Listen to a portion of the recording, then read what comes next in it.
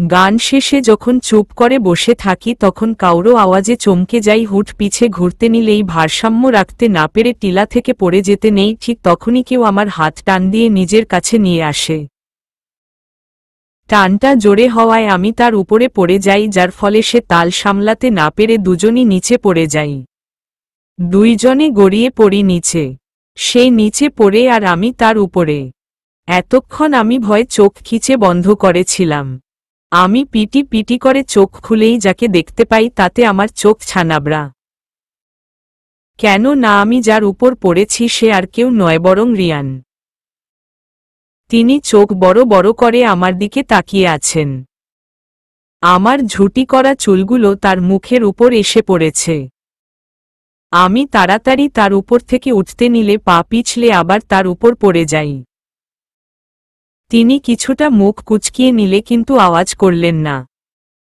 বুঝতে পারলাম তিনি হয়তো হালকা ব্যথা পেয়েছে। এইবার আমি খুব সাবধানে উঠে দাঁড়াই আর তার দিকে হাত বাড়িয়ে দেই। সে কিছুক্ষণ আমার হাতের দিকে তাকিয়ে থেকে হাতটা ধরে নেয়। আমি তাকে উঠে দাঁড়াতে সাহায্য করি। রিয়ান উঠে গিয়ে নিজের জামা থেকে ময়লা মাটিগুলা ঝাড়ছেন। আমি নিজের দিকে তাকিয়ে দেখি আমার গায়েও মাটি লেগে আছে। তাই আমিও আমার গায়ে লেগে থাকা মাটিগুলা ঝেড়ে ফেলি। তিনি নিজের জামা ঝাড়তে ঝাড়তে বলে, তুমি ঠিক আছো তহ? কোথাও ব্যথা পাওনি তহ? না, আমি একদম ঠিক আছি। আপনি কোথাও ব্যথা পাননি তহ? না। তারপর আমরা আর কিছু বলি না। চারদিক একদম নিস্তব্ধ। দূর থেকে ঝিঝি পোকার ডাক্তার কানে আসছে। এক দামকা হাওয়া এসে শরীরটাকে ঝুড়িয়ে দিয়ে যাচ্ছে। আমি আর চোখে একবার রিয়ানের দিকে তাকালাম। চাঁদের স্নিগ্ধ আলো এসে পড়েছে তার উপর। স্নিগ্ধ আলোয় তার মুখটা একদম ঝলঝল করে উঠেছে। আমার কেন জানি রিয়ানকে দেখে লজ্জা লাগছিল। হৃদয়ের মাঝে এক অন্যরকম অনুভূতি নাড়া দিচ্ছিল যা আগে কখনো দেইনি। হুট করেই এই নীরবতা পেরিয়ে রিয়ান বলে ওঠে, তুমি এত রাতে এইখানে কি করছিলে? আবব হঠাৎই ঘুমটা ভেঙে গেল। আর ঘুম আসছিল না, তাই বাইরে হাঁটাহাঁটির জন্য বেরিয়েছিলাম। কিন্তু বাইরে এসে যে এত সুন্দর মনোরম পরিবেশ উপভোগ করতে পারবো তা বুঝতে পারিনি। তাই এইখানে এসে বসে পড়লাম এই সুন্দর জ্যোৎস্নাময় রাতটিকে পর্যবেক্ষণ করতে। আচ্ছা, আপনি এইখানে কি করছিলেন? ওই একই তুমি যা করছিলে। ঘুম আসছিল না, তাই এই সুন্দর স্নিগ্ধময় রাত দেখতে বেরিয়েছিলাম আর কি। হঠাৎ এক মধুর ধ্বনি কানে আসতেই থমকে গিয়েছিলাম। ধ্বনিটাকে অনুসরণ করতে করতেই এইখানে চলে আসলাম।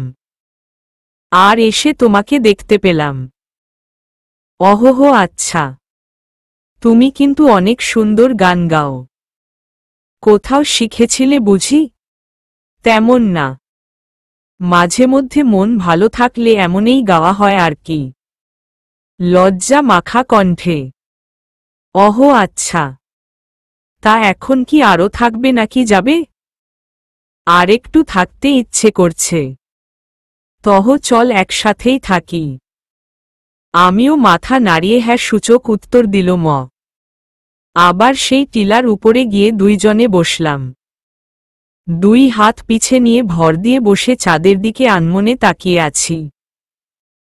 আকাশে যে কত শত তারা। আমার কাছে মনে আকাশের তারাগুলো যেন প্রাণবন্ত হয়ে উঠেছে। মেঘের আড়ালে কিছু তারা যেন চাঁদের সাথে লুকোচুরি খেলা খেলছে। মাঝে মধ্যে এক দমকা হাওয়া এসে শরীরে এক শিহরণ তৈরি করে দিয়ে যাচ্ছে। চারদিকে এই নীরবতা পেরিয়ে রিয়ান বলে ওঠে, সকালের ঘটনার জন্য বুঝি আজ সারাদিন আমার পাশে আসনি। তার এমন কথায় আমি বেশ অবাক হয়ে গেলাম আর সাথে সাথে একটু নড়ে চড়ে বসলাম। গুলাটা পরিষ্কার করে মুখে মিথ্যা হাসি টেনে বললাম, না তেমন কিছু না। কাজে ব্যস্ত ছিলাম তাই আর অন্য কোনো দিকে মন ছিল না। কিছুটা অপ্রস্তুত গলায়। কাজের অজুহাত দেখাচ্ছ? না মানে, আমি তোমায় ভালোভাবে না চিনলেও মোটামুটি চিনি। তোমার স্বভাব সম্পর্কে আমার কিছুটা হলেও ধারণা আছে। তুমি চুপ থাকার মেয়ে না, অনেকটা চঞ্চল প্রকৃতির।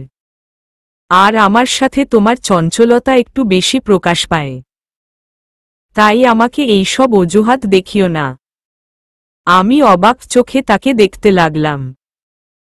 তার মানে তিনি আমায় লক্ষ্য করেছে, আমার কাজগুলো সে পর্যবেক্ষণ করেছে। ভাবতেই এক প্রশান্তির হাসি ফুটে উঠল আমার মুখে, কিন্তু তাও আমি কিছু বলতে পারলাম না, শুধু ছোট করে হুম বলে কথাটা এড়ানোর বৃথা চেষ্টা করলাম। দেখ, এত অনুশোচনা বোধ করে লাভ নেই। আমাদের মধ্যে তেমন কোনো সম্পর্ক নেই যে তোমাকে এমন অনুশোচনা বোধ করতে হবে না। যে সম্পর্ক আছে তা শুধু টিচার আর স্টুডাক্তার-এন্টের। আর এর মধ্যে এমন অনুশোচনাবোধটা না আনলে খুশি হব। আমাদের যা পেশা তাতেই এমন জিনিস মানায় না। তার কথা শেষে আমি শুধু মাথা নাড়ালাম। কেন জানি তার কথা শুনে বুকের ভিতরটা চিন চিন করে ব্যথা করে উঠল। গলাটা ধরে আসল। কেন জানি ইচ্ছা করল অধিকার খাটিয়ে জিজ্ঞেস করতে, আমাদের মধ্যে কেন তেমন সম্পর্ক নেই? কেন আমাদের মধ্যে অনুশোচনা আসতে পারবে না? কেন? কিন্তু তা আর মুখ পর্যন্ত আনতে পারলাম না। আমি বেশ বুঝতে পারছি তার প্রতি আমার এক অদৃশ্য অনুভূতি সৃষ্টি হয়েছে, কিন্তু তা প্রকাশ্য না। আমি একবার আর চোখে তার দিকে তাকালাম। সে একমনে আকাশের পানে তাকিয়ে আছে। তার মানে কথাগুলাও সে ওইদিকে তাকিয়েই বলেছে। চাঁদের স্নিগ্ধ আলোয় তার মুখে এসে পড়ছে, যা তাকে আরো স্নিগ্ধ করে তুলছে। আমি চোখ সরিয়ে নিলাম। কখন যে আমাদের হাত এতটা কাছাকাছি চলে এসেছে বুঝতে পারিনি। আমি হাত নাড়াতেই তার হাতের সাথে আমার হাতের সংঘর্ষ হয়। সাথে সাথে দুইজনের শরীরে এক শীতল শিহরণ বয়ে যায়। আমি দ্রুত নিজের হাত সরিয়ে নেই আর উঠে যেতে নেই, কিন্তু আমার সেই পা বেঝে পড়ে যেতে নিলে রিয়ান আবার আমার হাত ধরে টান দেয়, যার ফলে আমি একদম তার সাথে ঘেঁষে বসে পড়ি। সে কিছুটা চোখ গরম করে বলে, সাবধানে চলাফেরা করতে পারো না? এখনই তহ আবার পড়ে যেতে নিচ্ছিলে। এইখানে কি তুমি নিজের চিকিৎসা করার সুবুদ্ধি নিয়ে এসছো নাকি? নাকি কাজ থেকে বাঁচতে চেয়ে এমন করছো? ধমকের সুরে। আমার কেন জানি তার এমন কথায় খুব অভিমান হল। খুব। পড়লেও তহ ব্যথা আমি পেতাম, ক্ষতি তো আমার হতো, তাতে তিনি এত রিয়েক্ট কেন করছে? কিন্তু বলতে আর পারলাম না। পাহাড় সমান এক অভিমান নিয়ে মুখ ঘুরাতে নিলেই তার ডাক্তার হাতটার দিকে নজর গেল। হাতের কেনুয়ের একটু অংশ দেখা যাচ্ছে আর তাতে শুকনো রক্তের দাগ স্পষ্ট। আমি কিছু না ভেবে তার ডাক্তার হাতটা নিজের সামনে টেনে ধরলাম। এতে তিনি কিছুটা অপ্রস্তুত হয়ে গেলেন। আমি তার হাত সামনে এনে দেখি তার ডাক্তার হাতটা বেশ খানিকটা ছিলে গেছে। আর তাতে শুকনো রক্ত লেগে আছে। এক পাশের রক্ত এখনো সতেজ। আমার আর বুঝতে দেরি নেই, তখন পড়ে যাওয়ার সময় তিনি হাতে আঘাত পেয়েছেন। আমি আর কিছু না ভেবে দ্রুত তার হাত ধরে টেনে নিয়ে গেলাম ক্যাম্পের দিকে। তিনি কিছু বলতে নিয়েছিলেন, আমি ধমক দিয়ে চুপ করিয়ে দেই। সেই থেকে তিনি আমার দিকে বিস্ময়কর দৃষ্টিতে তাকিয়েই আছেন। আমি সেসব তোককোয়া না করে ক্যাম্পে গিয়ে তাকে বসিয়ে ফার্স্ট অ্যাডাপ্টার বক্স এনে তার হাত ক্লিন করতে শুরু করি। বেন ডাক্তার করে তার দিকে অগ্নি দৃষ্টিতে তাকিয়ে বলি, ব্যথা পেয়েছেন বললেন না কেন? এত ব্যথা পাই নিজে বলে ঢোল পিটায় সকলকে জানাতে হবে। আমি কিছু না বলে তার মুখের দিকে তাকিয়ে রইলাম। তার মনে যে আমার জন্য কোনো অনুভূতি নেই তা বেশ বুঝতে পারছি। আমাকে নিয়ে যে তার কোনো চিন্তা ভাবনা তাও বেশ বুঝতে পারছি। যা আছে তা শুরু একতরফা। কেন জানি আমার চোখ মুখ টলমল করে ওঠে। রিয়ান এতক্ষণ অন্যদিকে মুখ করে তাকিয়েছিল, আমার দিকে মুখ আনতেই আমার সেই টলমল চোখে তার চোখাচোখি হয়। সে স্থির দৃষ্টিতে আমার দিকে তাকিয়ে থাকে। আমি চোখ নামিয়ে দ্রুত সব গুছিয়ে নিতে থাকি। সে কিছু বলতে যাবে তার আগেই আমি বলে উঠি, শুভ রাত্রি বলে দ্রুত পা চালিয়ে চলে আসি। বুকের মধ্যে এক রাশ অভিমান নিয়ে, যা হয়তো তিনি কখনোই বুঝবে না। আমি চলে যেতে রিয়ান এক দীর্ঘ শ্বাস নেয়। কথাটা সে এইভাবে বলতে চায়নি, কিন্তু কিভাবে জানি কথাটা কড়াভাবেই বলে ফেলে সে। রিয়ানার সেই টলমলে চোখ বারবার ওর চোখের সামনে ভাসছে, যা ওকে ঠিক রাখতে পারছে না। অবশেষে ঠিক করল কাল সকালে তাকে সরি বলে দিবে সে। এইদিকে রিয়ানা চুপচাপ শুয়ে আছে। চোখ দিয়ে না চেতেও পানি গড়িয়ে পড়ছে তার। মনটা যেন তার কালো মেঘে আচ্ছন্ন। কেনই বা আপনি আশেপাশে থাকলে এক অজানা অনুভূতিগুলো আমায় আষ্টেপৃষ্ঠে জড়িয়ে ধরে। আমি জানি আমার এই অজানা অনুভূতির নাম কি, আর এখন জানতেও চাই না। এই অজানা অনুভূতির সন্ধানের আগেই আপনি আমায় বুঝিয়ে দিয়েছে আপনার কাছে এই অনুভূতিগুলার কোনো দাম নেই। ভালোই হয়েছে আগে এই কথাটা বুঝিয়ে দিয়েছেন। তা না হলে পরবর্তীতে এই অনুভূতিগুলো ডাক্তার তাড়া করত আমায়। আজ এখন এইখান থেকেই আমি আমার সেই অজানা অনুভূতির ইতি টানলাম। আজ থেকে আমাদের শুধু এই পেশা জড়িত সম্পর্কই থাকবে, এর বাদে অন্য কিছু নয়। কিছু নয়। এই বলে বালিশে মুখ গুজে শুয়ে পড়ল সে। সকাল থেকেই সকলে ব্যস্ত হয়ে পড়ে। গ্রামবাসীদের লাইন লেগে গিয়েছে। কালকেই সকল গ্রামবাসীকে ক্যাম্পের কথা জানানো হয়েছিল। তাদের বিনামূল্যে চিকিৎসা দেওয়া হবে তা শুনে তাদের মুখটা চকচক করে উঠেছিল। তারা হয়তো কখনো আশা করেনি যে তারা এমন সেবা পেয়ে থাকবেন। তাই সকাল হতে না হতেই তারা এইখানে এসে হাজির। সকলেই তাদের সেবাতে লেগে পড়েছি। এর মধ্যে আমি সর্বদা ডাক্তার রিয়ানকে এড়িয়ে চলার চেষ্টা করেছি। দরকার ছাড়া বাড়তি কোনো কথা বলতে যায়নি। তিনি কিছু একটা বলতে চাচ্ছিল, কিন্তু আমি তা শুনতে চাইনি। কেন জানি তা প্রতি এক অনীহা সৃষ্টি হয়ে গেছে। তার চেহারা দেখলেই কাল রাতের ব্যবহারটা বারবার চোখের সামনে ভেসে ওঠে। তাই যথাসম্ভব এড়িয়ে চলছি আর নিজেকে নিয়ন্ত্রণ করার আপ্রাণ চেষ্টা চালিয়ে যাচ্ছি। সেখানে আসা সকল গ্রামবাসীদের ভালোভাবে পরীক্ষা নিরীক্ষা করছি। তাদের সাথে মিশতে চেষ্টা করছি যাতে তারা নির্ভয় আমাদের সাথে সব কথা খুলে বলতে পারে। লাঞ্চ ব্রেকে সকলেই ঘাসের উপর বসে আছি। কিছুক্ষণ আগেই গ্রামবাসীরা আমাদের কাজ আর ব্যবহারের প্রতি সন্তুষ্ট হয়ে আমাদের জন্য রান্না করে পাঠিয়েছে। প্রায় হরেক রকমের রান্না, নাম বলে যেন শেষ করা যাবে না। ভাত, পাজন, বেম্বো চিকেন, চাপিলা ফ্রাই, কাচকি ফ্রাই, মাছের কেবাং, ডাক্তার ম কেবাং, কলা মোচার ভর্তা, ডাক্তার ল, আরও কত। সকলেই আহার করে খাওয়া শুরু করল। খাবার শেষে সকলেই খাবারের স্বাদে পঞ্চমুখ। সত্যি খাবারগুলো অসাধারণ ছিল। এই খাবারগুলা যেন ঢাকার শহরের নামিদামি খাবার কেউ হার মানবে। আমি খাওয়া শেষে একটু হাঁটতে বের হলাম।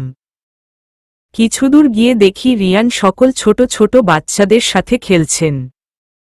মাঝে মধ্যে তাদের সকলের সমস্যার কথাও জেনে নিচ্ছেন। বাচ্চারা মন খুলে হাসছে।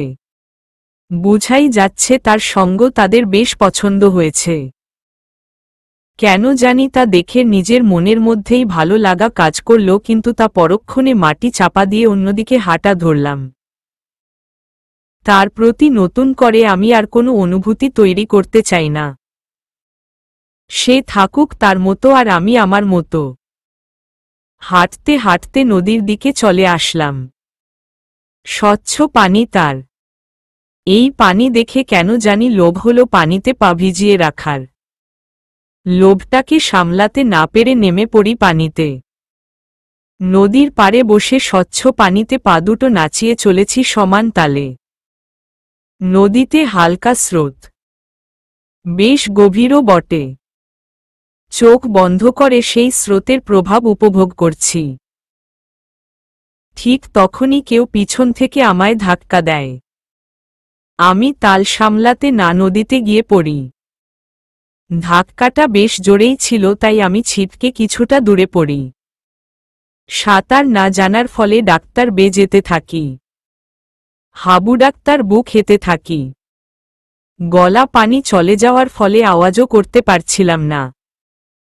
যতটা সম্ভব নিজেকে পানিতে ভাসিয়ে রাখার চেষ্টা করছে, কিন্তু স্রোতের জন্য পারছি না। অবশেষে না পেরে তলিয়ে যাই এই স্বচ্ছ পানির অন্তরে। চোখ প্রায় বন্ধ হয়ে এসেছে। শ্বাস নেওয়াও প্রায় দায় হয়ে উঠেছে। এখন যে আমার আর কিছু করার নেই। ডাক্তার যেতে থাকি গভীর থেকে গভীরে। হয়তো এইখানেই শেষ আমার জীবন। সত্যি হয়তো ইতি হতে চলেছে আমার সেই না বলা অনুভূতিগুলার সাথেই। স্বচ্ছ পানির অন্তরে গভীর হতে গভীরে তলিয়ে যাচ্ছিলাম আমি। ঠিক সে সময় কোত্থেকে একজোড়া হাত এসে আমায় আগলে ধরল আর উপর দিকে টেনে নিয়ে যেতে লাগল। অচেতন অবস্থায় মাটিতে শুয়ে আছি আমি। পাশেই আবির আমার দুই গালে আলতো করে থাপ্পড় মারছে আর রিউ রিউ বলে ডাক্তারকে চলেছে। অবশেষে আমায় সজাগ করতে না পেরে আমার পেটে চাপ দেয়। 2-3 বার চাপ দেওয়ার পরই আমার মুখ দিয়ে পানি বেরিয়ে আসে। আবির আবার আমায় ডাক্তার কতে শুরু করে। রিউ, রিউ, রিউ চোখ খুলো। এই রিউ, তোমার কিছু হবে না। এই রিউ। কিছুটা উত্তেজিত সুরে। আমি পিটিপিটি করে চোখ খুলি, সামনে তাকিয়ে দেখি আবির বেশ চিন্তিত সুরেই আমায় ডাক্তারকে চলেছে। কিন্তু আমি তার কথার প্রত্যুত্তরে কিছু বলতে পারলাম না। চোখ দুটো আবার লেগে আসলো। জ্ঞান হারালাম আবার। যখন জ্ঞান ফিরল তখন নিজেকে ক্যাম্পের বেডাক্তার আবিষ্কার করলাম। হাত উঠাতে নিলেই হাতে টান অনুভব করলাম, সাথে এক অসহ্যনীয় ব্যথা। আমি সাথে সাথে চোখ মুখ খিচে বন্ধ করে নিলাম। বেশ কিছুক্ষণ পর আস্তে আস্তে চোখ খুলাম। হাতের দিকে তাকিয়ে দেখি হাতে ক্যানাল লাগানো আর মাথার উপরেই স্যালাইন ঝুলানো। একবার মনে করার চেষ্টা করলাম আমি এইখানে কিভাবে আসলাম। অতঃপর মনে পড়ল আমি পানিতে ডাক্তার গিয়েছিলাম আর তখন আবির আমায় বাঁচিয়েছিল। আর আবির এই হয়তো আমায় ক্যাম্পে নিয়ে এসেছিল। এইবার আমি চারদিকে চোখ বুলিয়ে দেখতে লাগলাম। রাত হয়ে এসেছে। তার মানে সেই দুপুর থেকে আমি অচেতন অবস্থায় পড়ে আছি। পাশের বেডাক্তার চোখ পড়তেই চমকে গেলাম। কেন না সেখান থেকে প্রায় 1 হাত দূরেই ডাক্তার রিয়ান দাঁড়িয়ে আছে আর আমার দিকে স্থির দৃষ্টিতে তাকিয়ে আছে। চোখগুলো হালকা লাল, চুলগুলো উস্খুস্কো। মুখটা কেমন মলিন হয়ে আছে। দেখেই বুকটা ধক করে উঠল। আমি সাথে সাথে নিজের চোখ সরিয়ে ফেললাম আর উঠে বসার চেষ্টা করতে লাগলাম। পড়ে যেতে নিলেই কেউ আমায় আগলে ধরল আর আমায় ঠিক করে বসিয়ে দিল। আমি উপরে তাকিয়ে দেখি রিয়ান। এক পলক তাকিয়ে চোখ ফিরিয়ে নিলাম। হয়তো তাকিয়ে থাকলে মায়া বাড়বে তাই। সে ধমকের সুরে বলে, তোমাকে উঠতে কে বলেছে স্টুপি ডাক্তার? শুয়ে থাকা যায় না। এমনই শরীর ফুরবল, এখন আমি না ধরলে তহ পড়ে যেতে। আমি আহত চোখে তার দিকে তাকালাম। কেন যেন তার ধমকে আজ নিজের জন্য চিন্তা অনুভব করছি। কিন্তু তারপরও সবকিছু উপেক্ষা করে কঠোর গলায় বলি, পড়লে পড়তাম, ক্ষতি হলে তো আমার হতো, আপনার না। তাহলে আপনি এত রিয়েক্ট করছেন কেন? শান্তভাবেই। বেশি কথা বলা শিখে গিয়েছ দেখছি। তা আমার সাথে এইভাবে কথা বলার সাহস পাও কিভাবে? দাঁতে দাঁত চেপে, কিছু কি ভুল বলছি স্যার? আর আমার মতে আমি বেশ নম্রভাবেই কথাটা বলেছিলাম। এখন তাতে যদি আপনার খারাপ লেগে থাকে তাহলে মাফ করবেন। আমি আপনাকে অসম্মান করে কিছু বলতে চাইনি বলে মুখ ঘুরিয়ে নিলাম। রিয়ান আমার দিকে চোখ ছোট ছোট করে তাকিয়ে রইল। হয়তো বুঝে উঠতে পারছে না কি বলবে, অথবা কি বলা উচিত তার। আমি কখনো তার সাথে এমনভাবে কথা বলি না, তাই হয়তো তিনি একটি হতবাক। আমি আর চোখে একবার রিয়ানের দিকে তাকালাম। সে স্থির দৃষ্টিতে আমার দিকে তাকিয়ে আছে। চোখে চোখ পড়তেই আমি চোখ সরিয়ে নেই। রিয়ান যে এখনো আমার দিকে তাকিয়ে আছে তা বেশ বুঝতে পারছি। তাই আমি বলে উঠি, এইভাবে তাকিয়ে থাকবেন না প্লিজ, আমার অস্বস্তি লাগছে। সে কিছু বলতে নেয়, কিন্তু তার আগেই কোত্থেকে আবির এসে হাজির হয় আর আমার কাছে আসে। রিয়ানকে ক্রস করে আমার বেডাক্তার পাশে এসে বসে। এতে রিয়ান কিছুটা দূরে সরে দাঁড়াল। আবির আমার গালে হাত রেখে বলে, রিউ তুমি ঠিক আছো তহ? হাম বলে আলতো করে হাতটা সরিয়ে দিল। শরীর খারাপ লাগছে কি? কখন জ্ঞান ফিরেছে তোমার? কিছু খেয়েছ কি? Take a breathe. আবির একসাথে এত প্রশ্ন একসাথে করলে কোনটা রেখে কোনোটার উত্তর দিব শুনি? সরি। আমি ঠিক আছি, আর একটু আগেই জ্ঞান ফিরেছে আমার। এখনো কিছু খাইনি। ডাক্তার বাই দ্য ওয়ে থ্যাঙ্কস। কেন? For saving my life. নিজের লাইফ রিক্সে রেখে আমায় সেভ করার জন্য। অহোহো কামন রিউ, এইসব ফর্মালিটি করবা না তো। ফ্রেন্ড ডাক্তার পেয়ে এইসব চলে না। আর এমনেও আমি তোমাকে নয়, নিজেকে বাঁচিয়েছি। মানে? অবাক হয়ে, তা কিছু না। কিন্তু তুমি নদীর পাড়ে কি করছিলে, আর পড়লেই বা কি করে? হাঁটতে হাঁটতে ওইদিকে চলে গিয়েছিলাম, পরে নদী দেখে পা ভিজিয়ে রাখতে ইচ্ছা করল, তাই নদীর পাড়ে বসে পা ভিজিয়ে রেখেছিলাম। হুট করে মনে হলো কেউ আমায় ধাক্কা দিল, যার ফলে আমি পানিতে গিয়ে পড়লাম। ধাক্কা দিয়েছে মানে? কে এমন করেছে? চেহারা দেখেছ তুমি? নাম বলো একবার, সে কে? তার এমন অবস্থা করব না। আরে হারে হাইপার হচ্ছ কেন? হয়তো কাউরে থেকে ভুলবশত ধাক্কা লেগে গিয়েছিল। আর আপনিও পাশে অনেকগুলো পিচ্চি বাচ্চারা খেলা করছিল, হয়তো খেলতে খেলতে ধাক্কা লেগে গিয়েছিল। আর এমনেও আমাকেই সাবধান থাকা উচিত ছিল। সাবধানে থাকবে না? নেক্সট টাইম খেয়াল রেখো। আবিরের হঠাৎ রিয়ানের কথা মনে পড়তেই পাশেই তাকায়। রিয়ানকে দেখে সে চোয়াল শক্ত করে ফেলে। একবার আমার দিকে তাকিয়ে রিয়ানের দিকে সরু চোখে তাকায়। তারপর মুখে এক মিথ্যা হাসি টেনে দাঁতে দাঁত চেপে বলে, ডাক্তার সাদাত খান। রিয়ান, কেমন আছেন? আল্লাহের রহমতে অনেক ভালো। আপনি?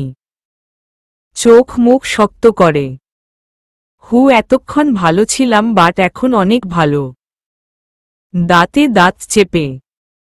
তারপর আবির রিয়ানের থেকে নজর সরিয়ে আমার সাথে কথায় মেতে উঠল।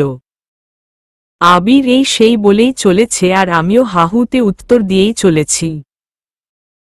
মাঝে মধ্যে মুচকি হেসে চলেছি। এইদিকে রিয়ান আবিরের দিকে অগ্নি দৃষ্টিতে তাকিয়ে আছে। হাত দুটো মুষ্টিবদ্ধ করে রয়েছে। কেন জানি তার আমাদের দুইজনকে একসাথে সহ্য হচ্ছে না। সে কিছু না বলে দ্রুত পায়ে সেখান থেকে বেরিয়ে আসে। ক্যাম্প থেকে বের হয়ে সেই টিলাটার পাশে চলে যায় সে। জোরে জোরে শ্বাস নিতে থাকে আর নিজের রাগকে নিয়ন্ত্রণ করার বৃথা চেষ্টা করতে থাকে।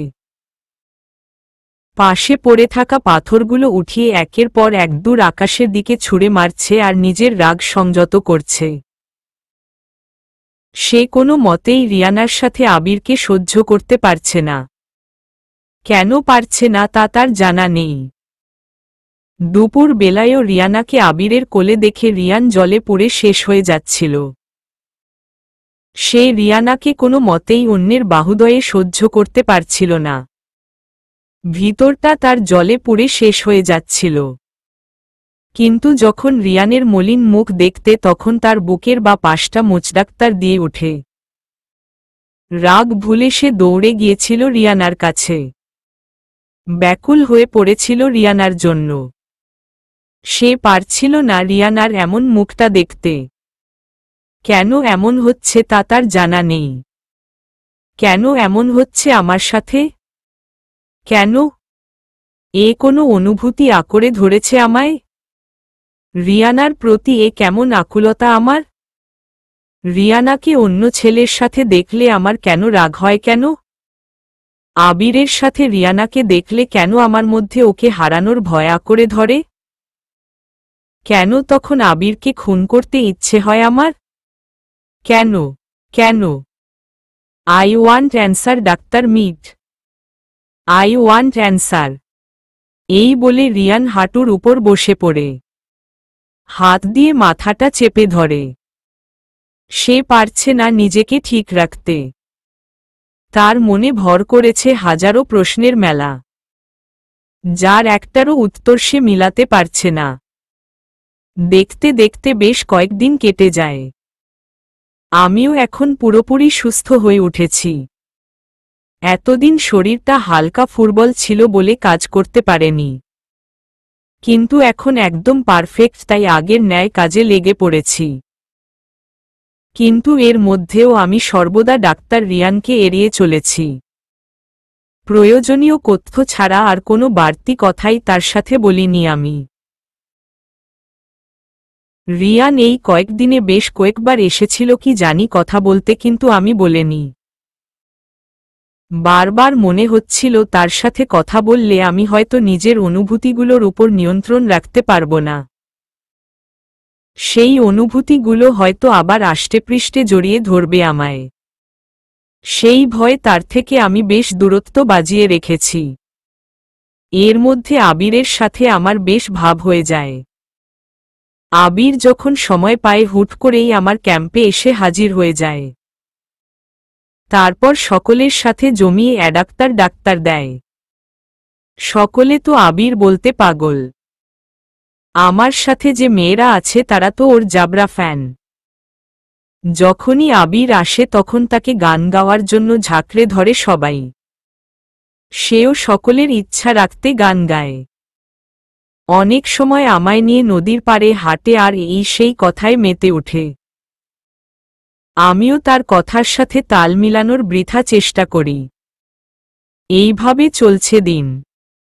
অন্যদিকে রিয়ান কেন জানি রিয়ানার এমন এড়িয়ে চলাটা মেনে নিতে পারছে না। তার মনটা প্রচণ্ডাক্তার বেকুল হয়ে আছে রিয়ানার সাথে একবার প্রাণ খুলে কথা বলার জন্য, রিয়ানার সাথে আগের ন্যায় ঝগড়া করার জন্য। বারবার মন চায় রিয়ানা তার পাশে থাকুক, তার সাথে থাকুক। ওই আবিরের সাথে রিয়ানাকে তার একদম সহ্য হয় না। হঠাৎ কেন তার এমন অনুভূতি জাগ্রত হলো তা তার জানা নেই। কিন্তু তার যে এই অনুভূতিগুলার নাম জানা নেই, তাহলে কি একেই বলে ভালোবাসার অনুভূতি? অন্যদিকে নিস্তব্ধ এক প্রহরে রাতের অন্ধকারে কেউ একজন পৈশাচিক হাসিতে মেতে উঠেছে। স্তব্ধ পরিবেশটিও যেন তার হাসিতে কেঁপে উঠছে। দূর থেকে হিংস্র শেয়ালের হাঁকটিও যেন এই হাসির সাথে তাল মিলাচ্ছে। হাতে থাকা ডাক্তার রিংসের গ্লাসটি সমান তালে ঘুরিয়েই চলেছে আর হেসে চলেছে। চোখ মুখে এক তৃপ্তির ছোঁয়া। সে আর কেউ নয় বরং আবির। তার সামনেই কাচুমাচু হয়ে দাঁড়িয়ে আছে সূর্য। আবিরের এই ভয়ঙ্কর হাসিটা তার শরীরে কম্পন সৃষ্টি করছে। শরীরটা বারবার কাটা দিয়ে উঠছে। আবির নিজের হাসি থামিয়ে বাঁকা হাসতে থাকে আর ডাক্তার রিংসের গ্লাসে সিপ করতে থাকে। সূর্য অনেক ধরেই আবিরকে কিছু জিজ্ঞেস করতে চাচ্ছে কিন্তু পারছে না। অবশেষে কাঁপা কাঁপা গলায় বলে ওঠে, একটা কথা জিজ্ঞাস করি স্যার? হ্যাঁ করো। আপনি রিয়ানা ম্যামকে নিজেই ধাক্কা দিয়ে পানিতে ফেলে দিল ন, তারপর নিজে গিয়েই তাকে বাঁচালেন। কিন্তু কেন? এতে লাভ কি হলো? আমি যতটুকু জানি আপনি রিয়ানা ম্যামকে ভালোবাসেন, তাহলে তাকে বিপদের মুখে কেন ফেললেন? আবির বাঁকা হেসে উঠে দাঁড়ায়, তারপর ধীর পায়ে সূর্যের দিকে এগিয়ে আসে। আবিরকে এইভাবে আসতে দেখে সূর্যের গলা শুকিয়ে যায়। পা রীতিমতো কাঁপতে শুরু করে। আবির ওর সামনে এসে ওর কাঁধে হাত রাখে, তারপর বলে, অন্যদিন আমায় এমন প্রশ্ন করার দুঃসাহস দেখালে হয়তো তোমায় কঠোর হতে কঠোর শাস্তি দিতাম, কিন্তু আজ আমার মন অনেক ভালো, তাই বেঁচে গেলে। আজ যা জানতে চাও সবকিছুর উত্তর দিব আমি। বাঁকা হেসে। প্রথমে আবিরের এমন কথায় সূর্যের জান যায় যায় অবস্থায় পৌঁছে গিয়েছিল। দম বন্ধ হয়ে এসেছিল, কিন্তু আবিরের শেষের কথায় সে স্বস্তির নিঃশ্বাস নেয়। কপালে জমে থাকা বিন্দু বিন্দু ঘামগুলো মুছে নেয়। তারপর আগ্রহ নিয়ে আবিরের মুখের দিকে তাকায় আবিরের কথা শোনার জন্য। আবির সূর্য থেকে দূরে সরে গিয়ে নিজের জায়গায় গিয়ে বসে, তারপর পায়ে পা তুলে বলে, যখন কোনো জিনিস সোজা আঙুলে না পাওয়া যায় তখন আঙুল বেঁকা করতে হয়।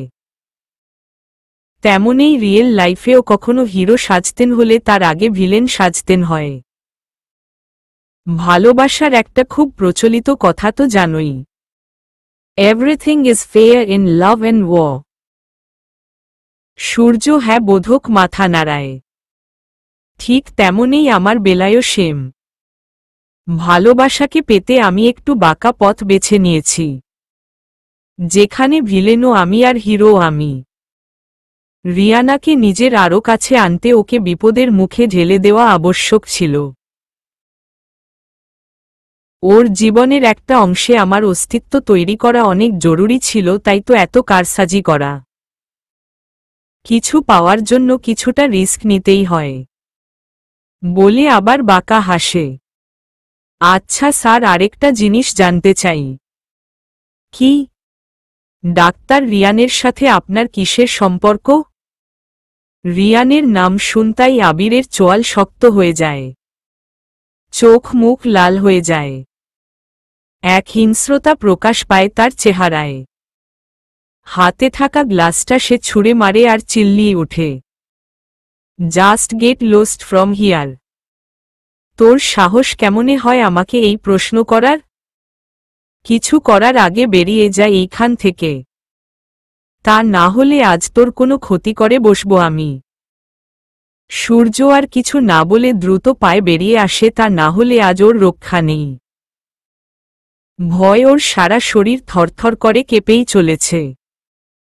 কিছুক্ষণ আগেই সূর্যমামা তার কিরণ চারদিকে ছড়িয়ে দিয়ে এক মিষ্টি সকালের আহ্বান জানিয়েছেন।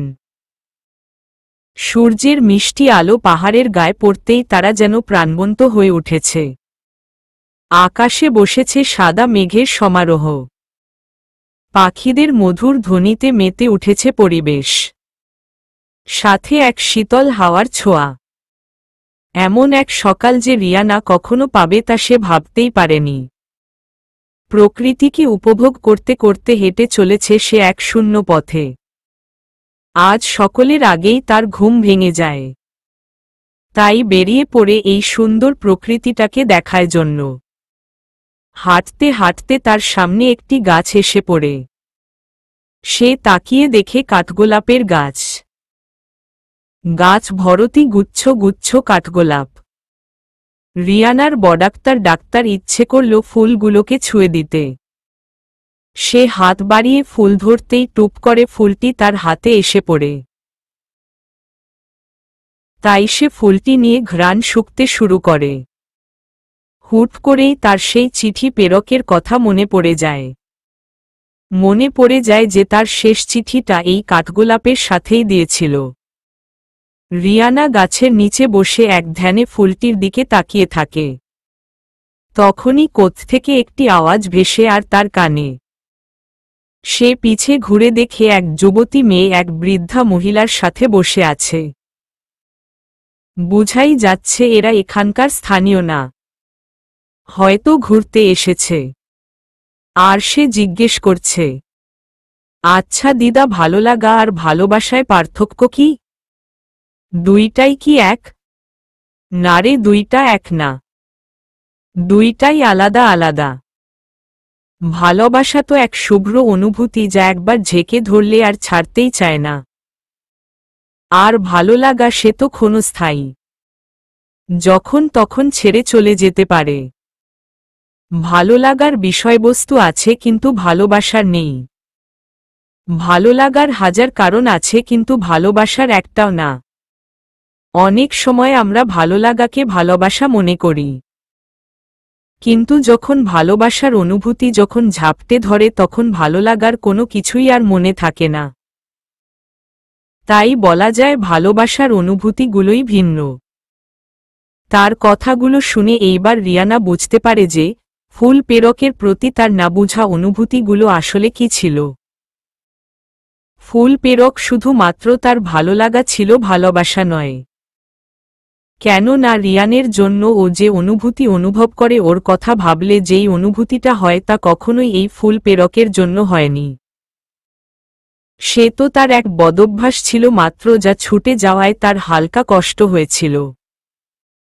কিন্তু সময়ের সাথে সেই কষ্টটাও হারিয়ে যায়।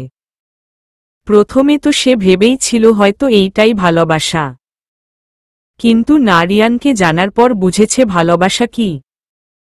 রিয়ানা নিজের মাথায় এক চাটি মেরে বলে, কত বোকা ছিলাম না আমি। ভালো লাগাকে ভালোবাসার নাম দিয়ে বসেছিলাম। হয়তো রিয়ানকে ভালো না বাসলে এর তফাৎ কোনো দিন বুঝতেই পারতাম না।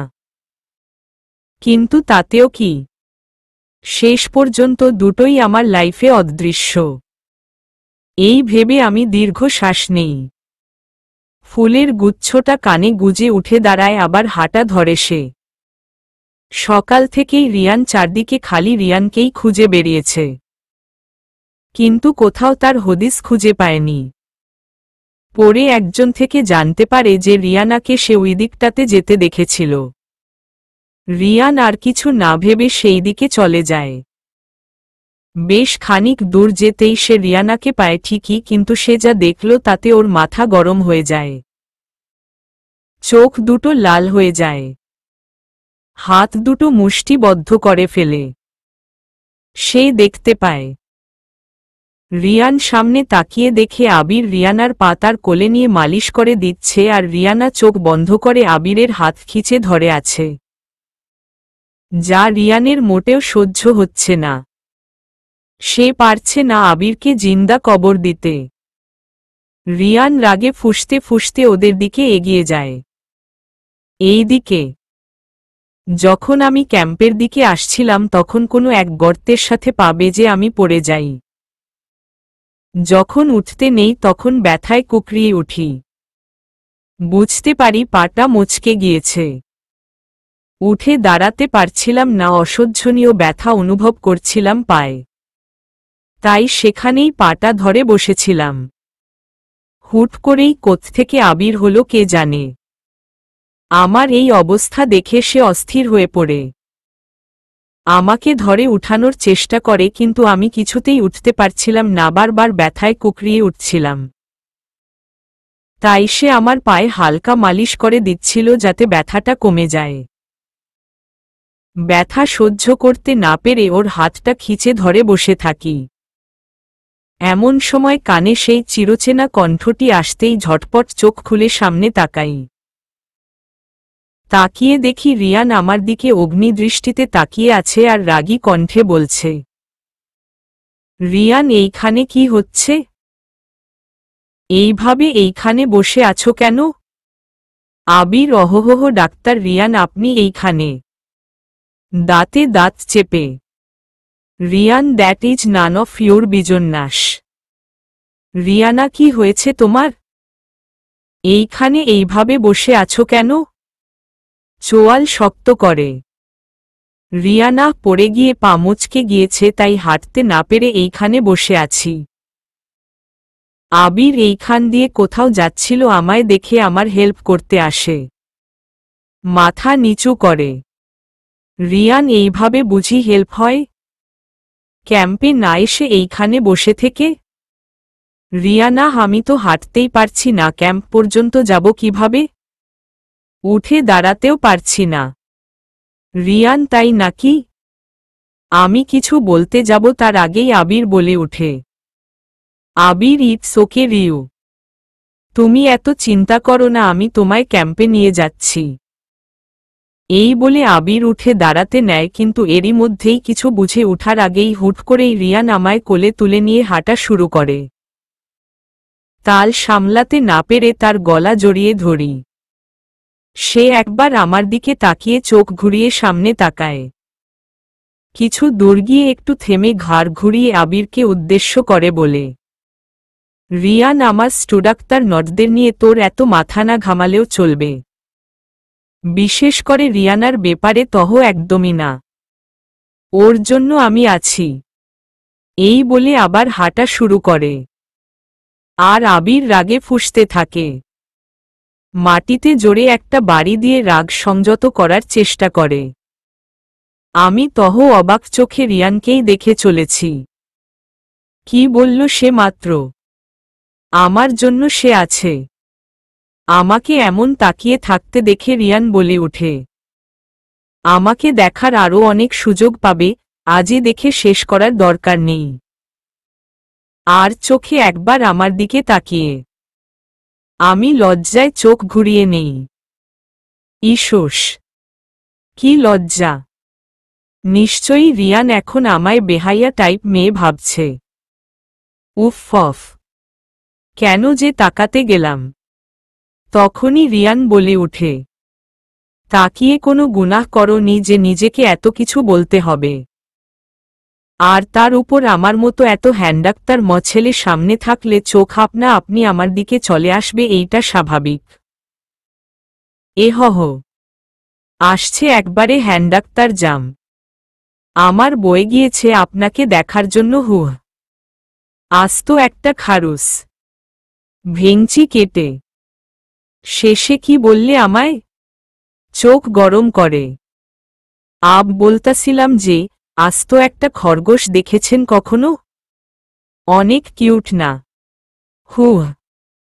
ক্যাম্পে নিয়ে আসতেই সকল মেয়েরা আমাদের দিকে হ্যাঁ করে তাকিয়ে আছে। অনেক মেয়েরা তহ রেগে মেগে শেষ। আমার নিজেরই কেমন জানি লাগছিল। রিয়ান আমায় চেয়ারে বসিয়ে পাটা দেখতে থাকে। পাশেই ছেলে মেয়েরা বলাবলি করতে থাকে, তা দেখে ডাক্তার রিয়ান কিছুটা চেঁচিয়ে উঠে আর সকলকে উদ্দেশ্য করে বলে, এইখানে কি কোনো মুভির শুটিং হচ্ছে যে এইভাবে সবাই তাকিয়ে আছো? নিজের কাজ ফেলে এইখানে দাঁড়িয়ে দাঁড়িয়ে কি দেখছ?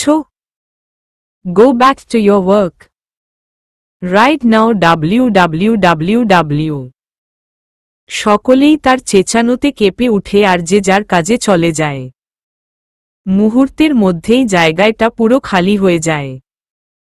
রিয়ান কিছুটা শান্ত হয়ে আমার পা আবার দেখতে থাকে। তারপর আমার দিকে তাকিয়ে বলে, ইউ আর জাস্ট ইম্পসিবল।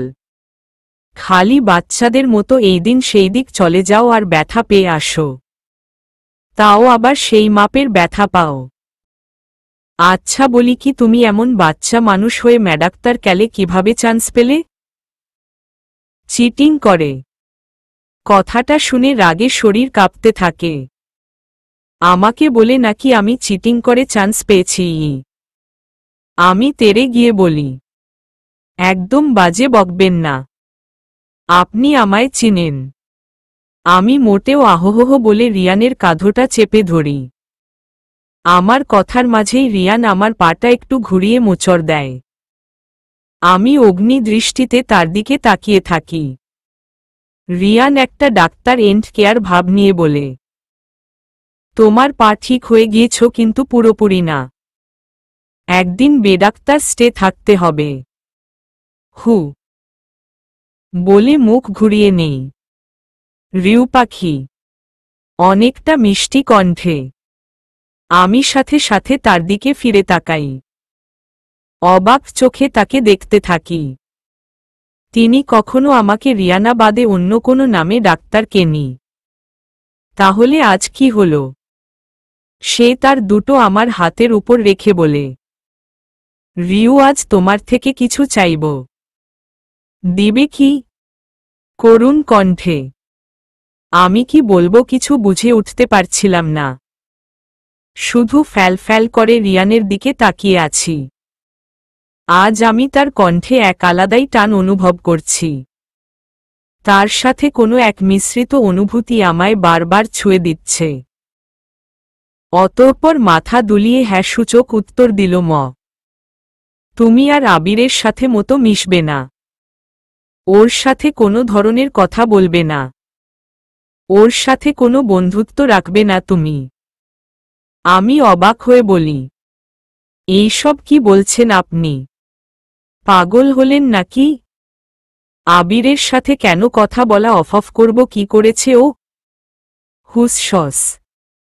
কোনো কথা না। আমি যা বলেছি ঠিক তাই করবে, তা না হলে এর ফল অনেক খারাপ হবে। আমি চাই না এমন কিছু হোক, তাই আগেই তোমায় সাবধান করছি। আপনি আমার কে হন যে আমি আপনার কথাগুলো শুনব? কেন আমার লাইফে এত ইন্টারফেয়ার করছেন? কেন? কিসের অধিকারে এইসব বলছেন আমায় আপনি? অধিকারের কথা শুনে সে কিছুটা রেগে যায়, তাই সে কিছুটা চেঁচিয়ে বলে, তোমাকে আমার কথা শুনতেই হবে। আর তোমার লাইফে আমি ইন্টারফেয়ার করবই, তা তোমার ভালো লাগুক আর নাই লাগুক। Because I low. Because you ভ্রু কুচকিয়ে। নাথিং। শুধু এতটুকু জেনে রাখো, তুমি যদি আবিরের সাথে আর কথা বলো তাহলে তোমার জন্য অনেক খারাপ হবে। আমি তার দিকে সরু দৃষ্টিতে তাকিয়ে থাকি। তারপর বলি, কেমন হবে? বলার সাথে সাথে রিয়ান আমার গালে টুপ করে কিস করে বসল। আমি চোখ বড় বড় করে তার দিকে তাকিয়ে থাকি। সে মুচকি হেসে বলে, এইটা শুধু ট্রাইলার ম্যাম। তা বাকিটা আপনি বুঝে নিনেন। লো ভয়েসে। আমি পিটিপিটি করে তার দিকে তাকিয়ে থাকি। তারপর কিছু না বলে উঠে দাঁড়াই আর ধীর পায়ে নিজের তাঁবুর দিকে অগ্রসর হই। আর রিয়ান আমার যাওয়ার দিকে তাকিয়ে মুচকি হাসে। রাতে সবাই বনফায়ারের সামনে বসে আছি। আজকে সবাই অ্যাডাপ্টার ডাক্তার দিবে বলে ঠিক করেছে। তাই সকলেই গোল হয়ে বসে আছি। আজ সকলেই গানের আসর জমিয়েছি। এর মধ্যে রিয়ানও আজ উপস্থিত। রিয়ান আমার পাশেই বসে আছে। আমি বারবার আর চোখে তাকে দেখছি। সকালের কথা ভাবতেই গায়ে এক শিহরণ তৈরি হচ্ছে। সকাল থেকে বারবার এই একটা কথাই মাথায় ঘুরছে। সকালে রিয়ান এইটা কি করল? কেমনে করল? বারবার খালি এই কথাটাই মাথায় ঘুরছিল। নিজেকে যতটা পারছি তার সামনে নিজেকে ঠিক রাখার চেষ্টা করে চলেছি। কিছুতেই তাকে বুঝাতে চাচ্ছি না যে সকালের বিষয়টা আমার উপর ইফেক্ট করেছে। তাই বেশ স্বাভাবিকভাবেই বসে আছি। আমাদের ব্যাচেরই একজন গিটার বাজাচ্ছে আর অনেকেই গান গাইছে। ঠিক তখনই আবির এসে হাজির। সবাই ওকে দেখে হৈহুল্লোড় করা শুরু করে দেয়। অতঃপর আবিরও আমাদের ডাক্তার অংশগ্রহণ করে। আমার বিপরীত পাশেই আবির বসে। আমি একবার আবিরের তাকাচ্ছি, আরেকবার রিয়ানের দিকে। আমি কিছু না বলে চুপচাপ বসে থাকি। সকলেই গান গাইছে এক এক করে। আবিরও গান গিয়েছে। রিয়ানকে বলার কেউ সাহস পায়নি, তাও একবার বলা হয়েছিল সে গান গায়নি, তাই কেউ আর জোরও করেনি। সবার গান শেষ হলে সকলেই আমায় গান গাইতে বলে। আমি না করলেও শেষে গান গাই।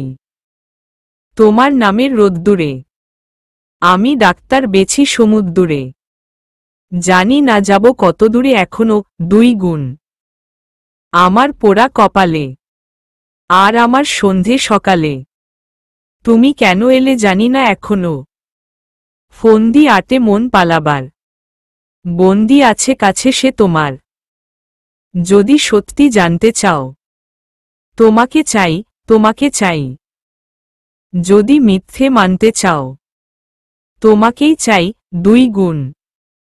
গান শেষে সকলেই করতালিতে মেতে ওঠে। আমি আর চোখে রিয়ানের দিকে তাকাই। রিয়ান এতক্ষণ আমার দিকেই তাকিয়েছিল। চোখে চোখ পড়তেই চোখ সরিয়ে নেই আমরা 2 জন। এইদিকে এইসব দেখে আবির রাগে ফুঁসছে। আবির মাঝেই উঠে বলে তার দরকারি কাজ আছে, তাই সে চলে যায়। আমি কিছুক্ষণ আবিরের চলে যাওয়ার দিকে তাকিয়ে থাকি, অতঃপর এক দীর্ঘ শ্বাস বেরিয়ে আসে ভিতর থেকে। রুমের সবকিছু এলোমেলোভাবে ছড়িয়ে আছে। রুমের বেশিরভাগ জিনিসই ভাঙা। আবির সোফায় বসে 2 হাত দিয়ে মাথা চেপে বসে আছে। চোখ একদম লাল হয়ে আছে। হাতের পাশে থাকা ফ্লাওয়ার ভাসটা দূরে ছুঁড়ে মারে আর চিল্লিয়ে বলতে থাকে, নো রিয়ান নো, আমি কোনো মতেই আমার রিয়ানাকে তোর হতে দিব না, কখনো না। এই প্রথম কাউকে এতটা ভালোবাসেছি। এত সহজে নিজের ভালোবাসাকে হারতে দিব না। ছোট থেকেই আমি যা চেয়েছি তা তুই কেড়ে নিয়েছিস, কিন্তু এইবার আর তা হতে দিব না। রিয়ানাকে পেতে যদি আমায় তোর খুনো করতে হয় তাহলে আমি পিছ পা হব না। রাগে ফুঁসতে ফুঁসতে ডাক্তার শেষে সকলেই যে যার রুমে চলে যাই। আমার ভালো লাগছিল না বলে আমি সেই টিলার দিকে চলে যাই। আকাশে আজ সাদা সাদা মেঘের ভেলা, তার মধ্যেই চলছে অজস্র তারার লুকোচুরির খেলা। বাইরে বেশ বাতাস বইছে, শীতল এক পরিবেশ। আমি ধীর পায়ে এগিয়ে চলেছি, ঠিক এমন সময় কানে কাউরো কণ্ঠ ভেসে আসে। কেউ হয়তো বা গান গাইছে। গানের আওয়াজটা বেশ টানছে আমায়, তাই আর থাকতে না পেরে ছুটে চলি সেই গানের দিকে। আওয়াজটা টিলার ওইখান থেকেই আসছে, তাই আমিও সেই দিকেই যাই। গিয়ে দেখি কেউ একজন টিলার উপর বসে আকাশের পানে তাকিয়ে গান গাইছে। আমি তার সামনে যেতেই চমকে যাই, এ আর কেউ বরং রিয়ান। রিয়ান চোখ বন্ধ করে আনমনে গেয়েই চলেছে। গান শেষে রিয়ান পাশে তাকাতেই আমাকে দেখে চমকে ওঠে। সে এই সময় হয়তো বা আমায় এইখানে আশা করেনি। সে চোখ ঘুরিয়ে বলে, এত রাতে এইখানে কি করছো? ভালো লাগছিল না, তাই এইখানে হাঁটতে এসেছিলাম। এসে আপনাকে পেলাম। আচ্ছা, আপনি এত সুন্দর গান গাইতে পারেন, তাহলে সে সময় গান গাইলেন না কেন? ইচ্ছে করে নাই তাই। হুহ। আচ্ছা, একটা প্রশ্ন করি? করো। এত আবেগ নিয়ে কার জন্য গান গাইছিলেন? আপনার গানে বোঝা যাচ্ছিল যে গানটা আপনি কাউকে উদ্দেশ্য করে গাইছিলেন। কে সে? রিয়ান আমার দিকে আর চোখে তাকিয়ে বলে, নান অফ ইউর বিজন্যাস, গম্ভীর গলায়। কথাটা শোনার পর আমার রাগ হয় অনেক। আবার এইটা ভেবে কান্না আসছে যে তার লাইফে হয়তো অন্য কেউ আছে, খুবই বিশেষ কেউ, যার জন্য এত আবেগ দিয়ে তিনি গান গাইছিলেন। যদি তার জীবনে কেউ থেকেই থাকে, তাহলে সকালে উইটা আমার সাথে কি করল? কেন আবার আমার মনে তার জন্য সেই সুপ্ত অনুভূতিগুলো জাগিয়ে তুলল? কেন? আমি আর নিজের মধ্যে কথাগুলো চাপা রাখতে পারছিলাম না। বেশ কষ্ট হচ্ছিল আমার, তাই চুপচাপ চলে আসতাম নিলাম। যেই না নেমে আসতে নেয় ঠিক তখনই হাতে টান অনুভব করি। আমি ঘাড় ঘুরিয়ে দেখি রিয়ান এক হাত দিয়ে আমার হাত ধরে আছে। আমি জিজ্ঞাসু দৃষ্টিতে তার দিকে তাকিয়ে রই। সে আমার দিকে তাকিয়ে বলে, একটু থাক না আমার পাশে বসে, প্লিজ জজ। করুণ কণ্ঠে। তার এমন করুণ কণ্ঠ শুনে আমার বুকটা ধুক করে ওঠে। তার এই করুণ কণ্ঠকে উপেক্ষা করার ক্ষমতা আমার নেই। তাই আগের ন্যায় চুপচাপ বসে রইলাম। দুইজনের মধ্যেই পিনপিন নীরবতা। হঠাৎই আমার মাথায় আবিরের কথাটা আসে, সাথে দুইজনের প্রতি দুইজনের সেই ব্যবহারগুলো। কোনো এক সম্পর্ক যে তাদের মধ্যে বিরাজমান তা অনেক ভালো করেই বুঝতে পারছিলাম, কিন্তু তা কি? আবির আর রিয়ানের যখনই সংঘর্ষ হয় তখনই তাদের হাবভাব বদলে যায়, যেন দুইজন দুইজনকে চোখের সামনে সহ্যই করতে পারে না। কিন্তু কেন? এইটা নিয়ে কৌতূহল জন্মাতে শুরু করে।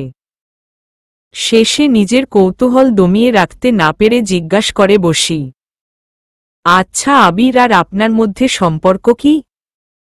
না মানে আপনাদের দুইজনের ব্যবহারে বোঝা গেল যে আপনারা দুইজন দুইজনকে অনেক ভালো করেই চিনেন। কিন্তু আপনাদের মধ্যে সম্পর্কটা বন্ধুসুলভ না বেশ কর্কশ প্রকৃতির? বেশ কয়েকবার জিজ্ঞেস করতে চেয়েছিলাম কিন্তু সময় ও সুযোগ হয়ে ওঠেনি। তা আজ কি আমায় বলা যাবে প্লিজ জজ? রিয়ান একবার আমার দিকে তাকায়, তারপর এক দীর্ঘ শ্বাস নিয়ে বলে, আবির আমার চাচাতো ভাই। ভাই? তাহলে তো আপনাদের মধ্যে অনেক ভালো সম্পর্ক হওয়ার কথা, কিন্তু আপনাদের দেখা যা বুঝেছি দুইজন দুইজনকে সহ্য করতে পারেন না।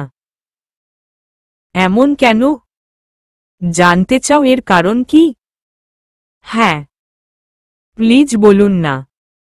তাহলে শুনো, আমার মা আমায় জন্ম দেওয়ার সময়ই মারা যায়। তখন থেকে বাবাই আমায় একা হাতে বড় করতে শুরু করে। আমার যখন 2 বছর তখন আমার চাচা বিয়ে করে। চাচি আসাতে আমি মায়ের ভালোবাসাটা কি তা বুঝতে শুরু করি। তিনি এসেই আমার দায়িত্ব নিজের কাঁধে নিয়ে নিলেন আর আমায়ও বলেন আমি যেন তাকে মা বলেই ডাক্তার কি। সেই থেকে আমি মা বলেই ডাক্তার কতাম। তিনি আমায় সবসময় নিজের ছেলের মতো আগলে রাখতেন। আমার যখন 4 বছর তখন আবির জন্ম হয়। আবির আসাতে পরিবারে খুশির স্রোত বয়ে যায়। কিন্তু এর মধ্যেও আমার প্রতি কাউরো ভালোবাসা একটুও নড়বড় হয়নি, বিশেষ করে চাচির। চাচি আমায় সেই আগের মতোই ভালোবাসত, এমনকি আবিরের থেকে বেশি আমার যত্ন নিত, যাতে আমি এইটা না ভাবি যে আবির আশায় আমায় জন্য তার কাছে কোনো জায়গা নেই। এইভাবেই কাটছিল দিন। আবিরও আস্তে আস্তে বড় হতে থাকে। ছোট থেকেই ও আমায় সহ্য করতে পারত না। ওর ধারণা আমি ওর ভাগের ভালোবাসা নিয়ে নিচ্ছি। এই নিয়ে ও আমার সাথে প্রায় সময় ঝগড়া করত। আমার যখন 10 বছর তখন বাবা হার্ট স্ট্রোক করে আর পাড়ি জমান ওপারে। বাবা মারা যাওয়াতে প্রচুর ভেঙে পড়েছিলাম, তখন চাচা চাচিই আমায় সামলায়। তারা আমায় নিজের বড় ছেলে হিসাবে পরিচয় দেওয়া শুরু করে। তারপর তারা আমায় আর আবিরকে নিয়ে উত্তরাতে শিফট হয়ে যান। আমাকে সাথে আনার ফলে আবির একদম খুশি হয়নি। ওর মনে কোত্থেকে একটা কথা গেঁথে গিয়েছিল যে আমি ওর বাবা মাকে ওর থেকে কেড়ে নিয়ে যেতে এসেছি। তাই ও সবসময় আমার সাথে বাজে ব্যবহারই করত। কিন্তু তাও আমি কিছু বলতাম না, ভাবতাম ছোট মানুষ তাই এমন করে। কিন্তু আমার প্রতি ওর ঘৃণা দিন দিন বেড়েই চলেছিল। আমি সবসময় টপ করতাম আর আবির টেনেটুনে পাশ করত। এতে চাচা চাচি আমার থেকে কিছু শিখতে বললে ও চেঁচামেচি করত। আমার নামও সহ্য করতে পারত না।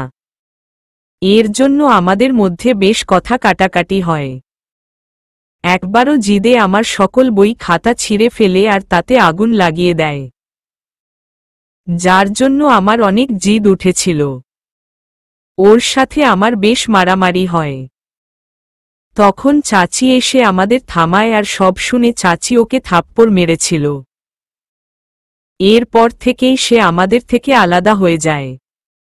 নিজের নাম থেকে খান সরিয়ে ফেলে। ওর মতে খান নামটা ওর সাথে থাকা মানে নিজেকে আমার ভাই হিসাবে পরিচয় দেওয়া। এইভাবে বড় হয়ে উঠি আমরা। দুইজনের মধ্যে প্রায় দ্বন্দ্ব লেগেই থাকত। একবার ও আমায় যা নয় তাই বলে, এমনকি আমার মাকে নিয়ে বাজে বলে। তখন আর থাকতে পারিনি, ইচ্ছা মতো মেরেছিলাম ওকে।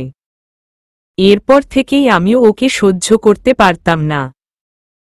এর মধ্যে আমি চাচা চাচিকে বলে লন্ডাক্তার চলে যাই পড়ালেখার জন্য, কারণ ওর সাথে থাকার রুচিটাই আমার উঠে গিয়েছিল। সেখানে গিয়ে প্রায় সকলের সাথে কথা হতো, শুধু আবিরকে বাদ দিয়ে। একবার যখন ফোন দেই তখন আবির ফোন ধরে আর চিল্লাপাল্লা শুরু করে আর আমায় বলে আমি যেন আর ফোন না দেই।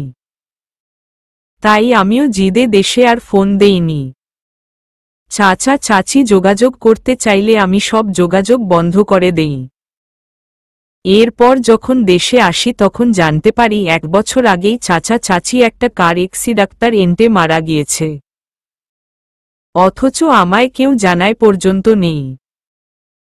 তখন আবিরকে গিয়ে জিজ্ঞাস করি যে ও কেন আমায় জানায়নি যে চাচা চাচি মারা গেছে। তখন ওর উত্তর ছিল, আপনি আমার বাবা মার কিছু হন না, তাই আপনাকে জানানো প্রয়োজনবোধ করিনি। তাদের লাশ উঠানোর জন্য তাদের ছেলে এইখানে ছিল, তাই কোনো বাহির মানুষকে ডাক্তার দেওয়া বা জানানোর নিম্নতম ইচ্ছা আমার ছিল না। সেই দিক থেকে আমি ওকে আর ও দেখতে পারি না। ওর প্রতি এক ঘৃণা সৃষ্টি হয়ে গিয়েছিল আমার। যারা আমায় ছোট থেকে এত বড় করল তাদেরকে শেষ দেখাটাও ও আমায় দেখতে দেয়নি। সেই থেকে আমরা দুইজন দুইজনের পরম শত্রু হয়ে উঠেছিলাম। দুইজন দুইজনের ছাও সহ্য করতে পারতাম না। এই বলে রিয়ান থামে। আমি অবাক হয়ে তার দিকে তাকিয়েছিলাম। আবিরের মনে যে রিয়ানের জন্য এত ঘৃণা তা বুঝতে পারিনি কখনো। আমি কিছুক্ষণ নীরবতা পালন করে বলি, আমি বুঝতে পারছি আপনার ফিলিংস, বাট আমার মতে আবির যা করেছে তা সম্পূর্ণ অযৌক্তিক নয়। রিয়ান আমার দিকে অবাক চোখে তাকিয়ে থেকে বলে, মানে কি বলতে চাও তুমি? এইটাই যে আবির হয়তো বা নিজের দিক দিয়ে ঠিক। কেন না কোনো বাচ্চাই তার মা বাবার ভালোবাসার ভাগ অন্য কাউকে দিতে চায় না। আবিরের বেলায়ও ঠিক তাই।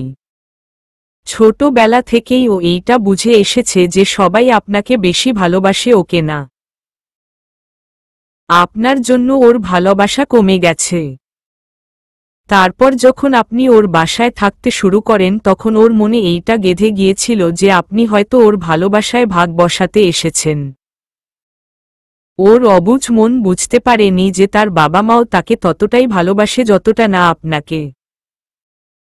সেই জন্যই ওর মনে আপনার জন্য হিংসে তৈরি হয়, আর যা দিন দিন বাড়তে থাকে। ওকে যদি কেউ বুঝাতো যে ও যা ভাবছে তা ভুল, বা কেউ যদি ওর এই ভুল ভাঙাতো, তাহলে হয়তো এমন হতো না। ওর ভুল ধারণার জন্যই এত কিছু। ওর সেই ছোট মনে আপনার জন্য যে ক্ষোভ সৃষ্টি হয়েছিল তা দিন দিন বাড়তে বাড়তে এই পর্যন্ত এসে পড়েছে যে ও এখন চাইলেও তা দূর করতে পারবে না। তাই এইসবে ওর পুরোপুরি দোষ দিল তা কি অযৌক্তিক? এইভাবে কখনো ভেবে দেখিনি। ঠিক তাই এই জন্যই ওর এই জিনিসটা কেউ বুঝতে পারেনি আর ওর ভুল ধারণাটা কেউ ভাঙাতে পারেনি। কিন্তু তুমি যাই বলো, ও শেষে যা করেছে তার জন্য আমি ওকে কোনোদিন ক্ষমা করতে পারবো না। ছোট থেকে ওর করা সব ভুল ক্ষমা করতে পারলেও এইটা পারবো না, কখনো না। হালকা চেঁচিয়ে আমি আর কিছু বললাম না, শুধু নীরবে এক দীর্ঘ শ্বাস নিলাম। সকাল থেকেই তোড়জোড় লেগে আছে। পাহাড়ের বেশ গহীনে ছোট একটি গ্রামে আছে, সেখানে নাকি কয়েকজন লোক বেশ অসুস্থ হয়ে পড়েছেন। তাদের চিকিৎসার জন্য আমাদের বলা হয়েছে। তাই তাদের চিকিৎসার জন্য আমি, রিয়ান আর আরেকজন যাব বলে ঠিক করেছি। তাই সকল জিনিস ঠিকমতো গুছিয়ে নিচ্ছি। সকল প্রস্তুতি শেষে যেই না আমরা বের হতে নিব ঠিক তখনই চলবে।